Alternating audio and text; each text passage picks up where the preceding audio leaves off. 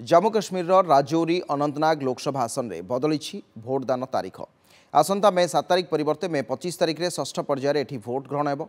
भारतीय निर्वाचन कमिशन पक्षर एने विधिबद्ध घोषणा करा विभिन्न राजनैतिक दलर प्रतिनिधि सहित आलोचना पर भोट ग्रहण तारीख परिवर्तन नहीं निष्पत्ति नहीं भारतीय निर्वाचन कमिशन।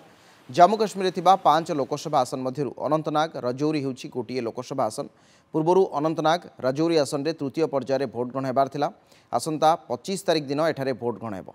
आगामी 25 तारीख में निर्वाचन प्रस्तुति नहीं तुरंत रिपोर्ट प्रदान करने को जम्मू कश्मीर प्रशासन को निर्देश देते भारतीय निर्वाचन कमिशन।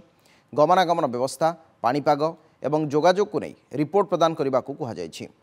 दक्षिण काश्मीर सहित पुंछ राजौरी और जम्मू अंचल में प्रस्तुति नहीं रिपोर्ट देवाक कहते।